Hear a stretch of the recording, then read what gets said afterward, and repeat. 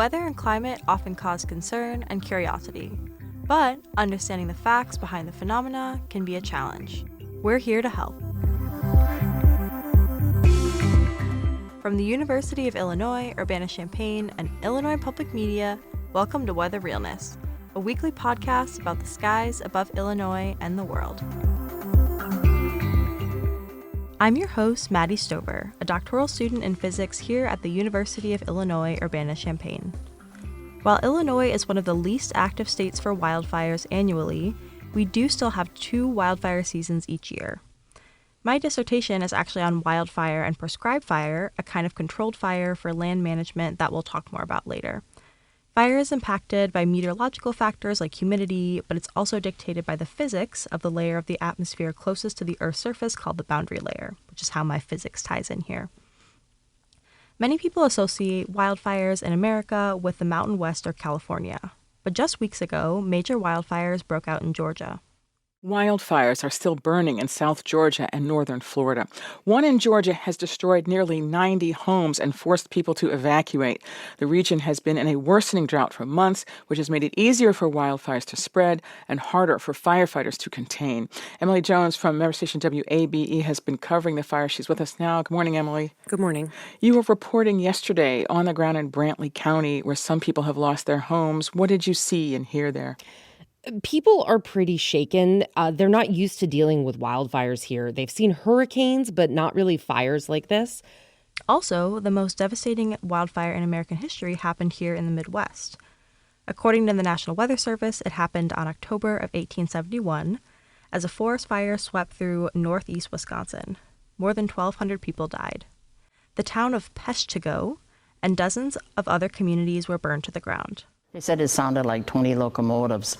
The noise was immense. It was like a numbing, unbelievable. I think that was it. They couldn't believe that ordinary, what they were used to, a forest fire, was that big, and there was nowhere to go.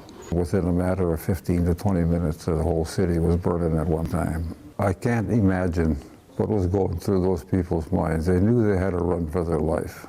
Survivors would tell of fireballs blasting through town, smashing into people and buildings, instantly igniting them.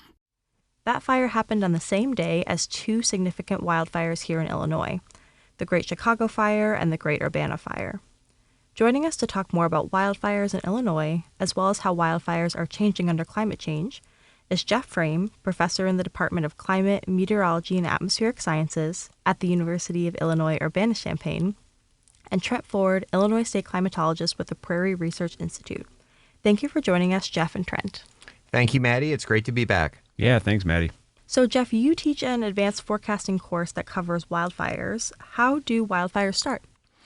Yeah, wildfires, one natural mechanism of wildfire ignition is lightning. That's predominantly out in the western half of the United States, where we have thunderstorms that develop in fairly dry environments, but there's enough storm fuel or instability to get them going. But there's limited rainfall, and the rain that does fall falls through a deep layer of dry air near the ground, so a lot of the rain evaporates. However, the charge separation is still there in the thunderstorm. You get lightning, you get strong winds, and that's our main natural wildfire ignition source. However, we estimate that between 60 and 90% of all wildfires in the United States are human-caused. Sources of these include burning debris, for example, farmers burning debris on their fields on days when they really shouldn't with high fire danger, campfires or cook fires that get out of control out near campgrounds, controlled burns. Several years ago, there was a controlled burn near Los Alamos, New Mexico, that turned into a major wildfire, burned over 100,000 acres out there. Improperly discarded cigarettes, sparks from equipment, cars and trucks, for example, driving or dragging chains or things like that along the road can promote sparks. Children, don't play with matches. That can start wildfires. Fireworks, not so much this time of year, but especially closer to the 4th of July. And sadly, 21% we think of all fires are started by arson. That includes the Palisades fire that was so devastating. What we're seeing is honestly pure pandemonium and chaos. A huge plume of smoke is blowing all across Altadena and Pasadena We just have one house after another that is completely on fire. Only way to describe the destruction of what we're seeing out here, it looks like a war zone. It is hard to sum up everything that has changed since those first moments of the Palisades and Eaton fires. The early images especially chilling, now knowing what they would become. I just heard on the news this morning that the arsonist is being charged. He's pleading innocent, of course, but supposedly, praised some murderers and things like that, so not of good mental state. So, Jeff, when is wildfire season here in Illinois? Yeah, in Illinois, we see two main wildfire seasons each year. One is in the spring, roughly from March 1st to May 15th, so we're just kind of coming out of that now. And then the other one is in the fall as crops and things begin to dry up, especially after harvest, and as leaves come down off the trees. Now, both of these seasons tend to feature dry, dead vegetation, for example, before spring greenup. A lot of the grass and weeds and other things, leftover crops from last year, are very dry out there. Same thing in the fall, right? You notice the corn turns from green to brown. Again, leftover debris in the fields from harvest. And then as the leaves come down off the trees, things tend to dry out. Now, you might think, why not the winter time? Well, in the winter, we don't see very high temperatures, meaning we don't see very low relative humidity in the winter, and usually pretty consistent rains. And of course, snowfall keeps a damper on that. And then in the summer, when it's really hot, the issue is all of our vegetation is green. And here in Illinois, we do tend to see fairly frequent rainfalls through the summer that does put a damper on wildfire season. And for folks listening, can you just remind us what relative humidity? And for folks listening, can you just remind us what relative humidity is and why that's important for wildfire spread? Yeah, relative humidity is basically the ratio of the moisture in the air to the amount of moisture or water vapor in the air you need to saturate it. So when relative humidity is very high, that limits evaporation. That means plants, we're not going to be evaporating a lot of water out of the plants, and they're going to stay relatively moist. However, when the relative humidity gets very low, or for you weather folks out there, the temperature and the dew point are very far apart, that increases the amount of evaporation, from soils, from puddles, from everything, including plants. So the vegetation dries out a lot more rapidly. And tender grasses can dry out in as little as 1 to a few hours. Whereas if you look at something like a sapling that might be 3 to 8 inches across, something like that, that would take 1,000 hours or so to dry out. And so that would take more of a prolonged drought in order to dry. And Trent, are there any precautions that we should take during wildfire season here in central Illinois? Yeah, absolutely. I mean, trying to avoid burning during times when we see these meteorological conditions that are conducive to fires. So really strong winds, hot or low humidity, high temperatures. The wind is particularly important. When we see really strong winds, we should avoid burning at all times, especially during the spring and the fall. If we are in periods of drought, a lot of times counties will issue burn bans that coincide with the warm season as well, and that's just referencing the fact that we may have dry vegetation, so just following those orders as well. And then like Jeff mentioned, just other than burning, just being careful with things like fireworks and other types of either recreation or other kinds of things that can ignite and create that source for fires. And in these situations, if it's a less dangerous fire weather setup, the National Weather Service will issue what's called a fire weather watch, and that would cover several counties. And then for the most serious conditions, they will issue what's called a red flag warning. That's not very obvious to a lot of folks what that is. Some of you may have never heard that before, but that means there are very serious wildfire conditions forecast. But just like a tornado watch means that a tornado hasn't necessarily been sighted and probably hasn't been, a fire weather watch or a red flag warning, again, conditions are favorable for wildfire spread, but you still need that ignition source. And like I said, for the majority of wildfires, including here in Illinois, that ignition source is us. Down power lines are another ignition source there. Mm-hmm. Now, in very serious conditions, when you have a wildfire threatening a town, The Weather Service will issue a fire weather warning. I'm not aware of any such warning like that ever issued here in Illinois, but they have been issued, for example, for grass fires out on the Great Plains and also in parts of the West when you have a rapidly spreading wildfire threatening a community. You're listening to Weather Realness, the weekly podcast about climate and weather. We're talking about wildfires with Jeff Frame, professor in the Department of Climate, Meteorology, and Atmospheric Science at the University of Illinois, and Trent Ford, Illinois state climatologist with the Prairie Research Institute. Jeff, how about wildfire season in other parts of the country? When does that tend to happen? Yeah, in most of the eastern half of the United States, wildfire season kind of coincides with that here in Illinois, where there's one in the spring before spring green up. Now, in a lot of more forested areas, of course, it's not corn and crop debris left in the fields, but it's leaves left over from last year, right? Nobody goes and rakes the forests, right? And so those leaves can dry out very quickly, especially as temperatures warm up and relative humidity drops into the spring, and that can cause wildfires. The other wildfire season, again, is in the fall, especially after the leaves come down.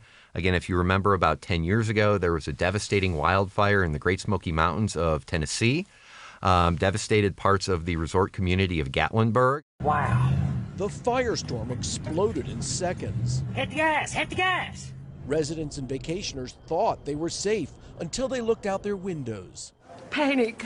That's all we had was panic. We could feel the heat coming off.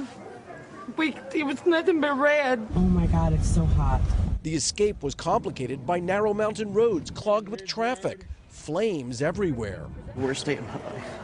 I know some of you have likely been there on vacation, a great place to be. But again, a lot of cabins and other things did burn in that. The exception is Florida, where they don't see the fall wildfire season. That's their rainy season. But late winter into the spring, winter is the dry season in Florida. So again, kind of, the past several months coming here into May, we're coming to the close of that. And again, that's also consistent with those wildfires that have been spreading in Georgia, due again, not only to the time of year, but the pre-existing drought conditions in effect. Out in the Intermountain West, the wildfire season tends to be more in the summertime. Temperatures get quite warm out there. We get a lot of dry thunderstorms forming over the mountains. So that's our peak wildfire season in the Intermountain West. In the Great Plains tends to be winter into early spring. Temperatures there and can get quite warm in the winter. It's not unusual in parts of Texas to see 70 or 80 degree temperatures in January. But that comes with very little moisture, so relative humidity is low, and the winds out there can be quite high. So winter, early spring, wildfire season out there. And then, of course, most famously is California, where wildfire season is fall into the winter, and that's really influenced by their climate. As I've mentioned before on the show, California sees almost all their rainfall between October and April. So that means any given year, it's very dry there for the summer. But all the rainfall they do get in the wintertime allows for vegetation to grow. And then that vegetation, even the trees, dry out during the summer. And by dry out, I don't mean they turn brown and die, but they just get very dry inside. And especially if the wet season has a later onset. So instead of, the first rains in October or November, if those rains hold off until January, that can set the stage for a lot of wildfires in California, which again is influenced by the large-scale weather pattern. Notably out west, there's a phenomenon known as the Santa Ana winds, in which a cold area of high pressure in the fall builds in over the high desert areas of the west. That air is cold. It's also relatively dry. But then as the air comes out of that high and downslopes a mile to the California coast, well, it's going to dry even more, and it can warm by as much as 32 degrees Fahrenheit per mile it descends, resulting in very warm, very dry conditions at the coast. And then those winds can be funneled through gaps and canyons, locally increasing the wind speeds and leading to localized fire spread there. And that's the mechanism we saw contribute to the Palisades fire out in California in January 2025. But on the flip side, last fall, they had an early onset to the rainy season. So wildfire season last fall, it was MIA in California, fortunately. But with the dry winter and spring they've seen out west, the snow drought they've had this winter, we're very worried about the upcoming wildfire season in the summer, inland, and possibly toward the coast as we get into the fall. We will see. And one more local fire. So, Trent, this isn't one of the worst fires we've seen in Illinois, but in October of 2024, Champaign County experienced a fast-moving fire in the farm fields east of Urbana that shut down I-74. Here's some of the coverage. At times, the flames have been very big. They're quickly moving through these dried crops. In some cases, the crops have been harvested, but in others, got these very tall, crispy, dried corn crops. And so at times, as the fire has moved through these corn crops that have not been harvested, the flames have been very tall. In some cases, maybe 10, 15 feet tall, moving very quickly from south to north. So at times, very intense fire conditions out here. What kinds of conditions can lead to a fire like this? It was the same sort of situation as we saw in 1871. We had drought. It wasn't nearly as severe as it was back in the Great Urbana fire, but we had drought nonetheless. And so we had dry fuel. And today's landscape in central Illinois does look different than it did in 1871. For example, we have much more extensive crops. So even in a wet year, we're going to have that normal crop dry down. So pretty much every October, no matter how wet it is, we're going to have some pretty dry fuel in fields. When we combine that with the wind and the low humidity that we had those days in October of 2024, it made for really high fire risk. And in fact, all the warnings in the watches that Jeff had mentioned the National Weather Service put out, they had been putting out for that time period. So we caught ignition in a field near St. Joe, just east of Champaign-Urbana.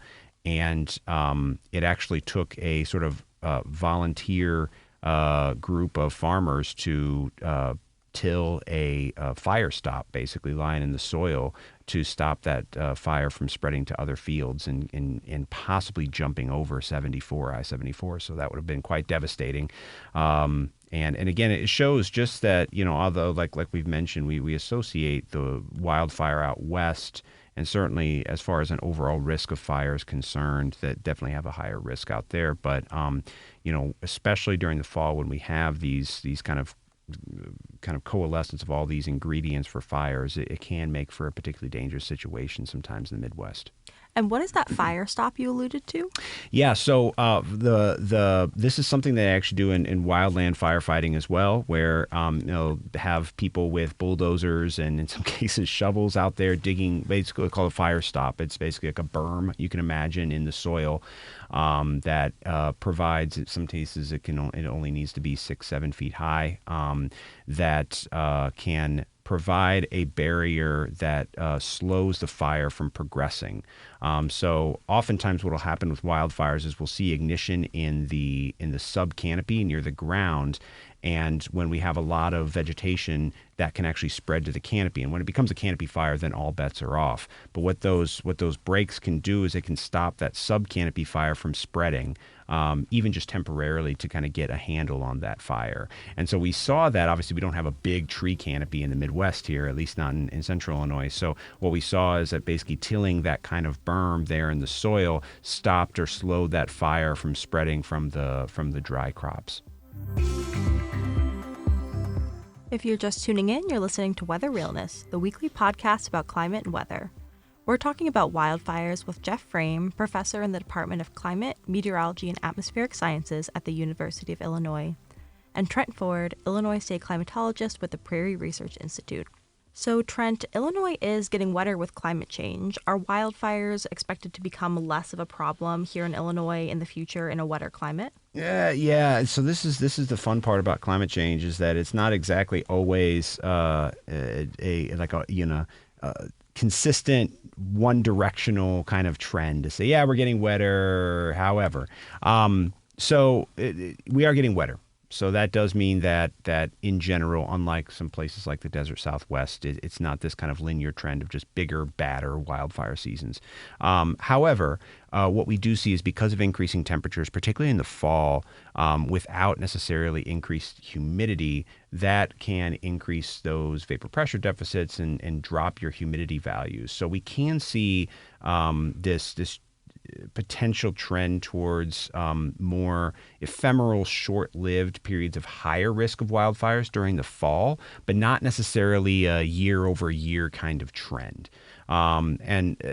So it's a really complex sort of thing. So not necessarily more wildfires overall, or certainly like every year is going to be worse than the previous year. However, when we do get the right conditions, those warmer falls can make for a more problematic wildfire.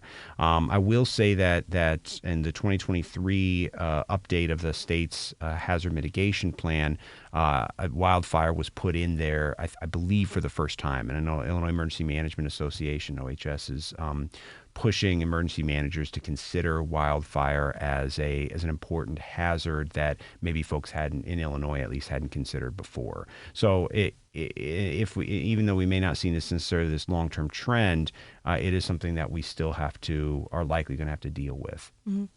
And how about, the wildfire risk going forward under climate change in other parts of the country? Yeah, I mean, a lot of the Southeast is similar to the Midwest, where getting wetter, but those vapor pressure deficits and the humidity in the fall could lead to some worse wildfire seasons, but not necessarily year over year. It's really the plains, the Great Plains, especially the Western Plains and the Southwest, that recent historical trends over the last 30 years of longer wildfire seasons where it's not just relegated to the very late part of summer, early fall, and more extensive fires, more frequent fires, and that really taxes resources, because if you only have so many crews for fighting wildfires, you have to prioritize where those places are. And at the same time, we see, not related to climate change, but this spread of urbanization and development in the desert Southwest that can bump up this, what we call urban fire interface, which is really interesting but scary. And we've seen that in recent years with the Palisades fire I mentioned near LA, and there was fires just, I believe, last year near Boulder, Colorado, and NCAR had to be evacuated at one point. And so that development kind of works against us when we're trying to fight this kind of long-term trend in those places like the Southwest of more increased fires. So, Trent, a kind of a piece of this wildfire puzzle that Jeff alluded to is fire suppression. Mm-hmm. So before European colonization of the area that's now known as the United States, indigenous peoples living in the area would start controlled fires intentionally for a variety of agricultural and cultural purposes.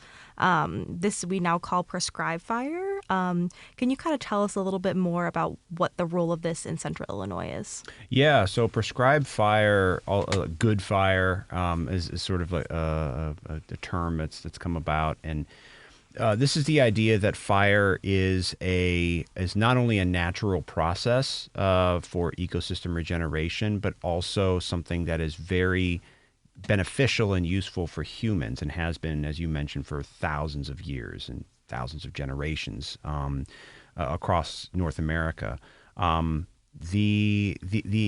The reason that this is important is because when we look at the ecosystems across central Illinois, much of central and northern Illinois, we're talking about tallgrass prairie. And so that tallgrass prairie thrives in an environment with fairly frequent burning or fairly frequent fire, because that tallgrass prairie can regenerate after fire much more quickly than other types of invasive or non-native shrubs. At the same time, for our mixed savanna and forested ecosystems, the oaks and hickories that support a much larger biodiversity can regenerate much faster than the maples and beeches that would succeed them if that burning didn't occur. So for overall ecosystem health, repeat fire is extremely important. And this was something that was recognized thousands of years ago by indigenous peoples, like you mentioned, pre-colonial, pre-European settlement. And actually, the Illinois State Archaeological Survey has been doing a lot of work across central Illinois for the past decade or so, looking at pre-colonial charcoal sediment in central Illinois in places like Champaign and in parts of Livingston and Champaign and Ford counties, dating those and trying to understand not only what Native people's relationship with fire was in what is now central Illinois, but also when that began. because we see a large change in central Illinois' climate to something that's warmer and drier, much more like what we have today, about 6,000 or 7,000 years ago. And that really marks when we start to see these charcoal deposits as well. So something that's likely being used to not only ensure a healthy, regenerative prairie land, prairie ecosystem, which really is the sort of the backbone of a lot of the hunting, the fishing, the gathering that was so crucial for a lot of the indigenous peoples that inhabited this part of the country. So, it's really interesting. And to your point, especially in the 19th century and then for much of the 20th century, we lost a lot of that respect and understanding of prescribed fire, the good fire. And part of that is through fire suppression. Smokey the Bear, depending on, I have some friends who are fire ecologists and biogeographers, and depending on how much alcohol they've had, they'll tell you good or bad things about Smokey the Bear, right? Like only you can fight wildfires. And yeah, I mean, the Palisades fire is not so good, but in many ways, fire is this natural and very important regenerative process. So putting out the small helpful fires can lead, and we've seen this years and years and years of evidence now, that putting out the small beneficial fires can lead to big problematic fires. So we're starting to see in land management, ecosystem management, that the growth of the respective prescribed burning. And definitely, I mean, it's not rare if you go out to Lake of the Woods or Homer Lake in Champaign County at certain times of the year, you'll see fires burning at night. And I think this is, we're hopefully on a long road, but on the road nonetheless to understanding that prescribed burning is an important part, and fire is an important part of our health as humans. That's about all we've got time for today, but thanks so much, Jeff and Trent, for chatting with us. Thank you, Maddie. It was great to answer some of these burning questions about wildfire. Yeah, thanks, Maddie. Have a weather or climate question you want us to tackle? Leave us a voicemail at 217-333-2141 or email weatherrealness@illinois.edu. Coming up next, we're talking about some strange weather we've been having in Illinois recently, dust storms.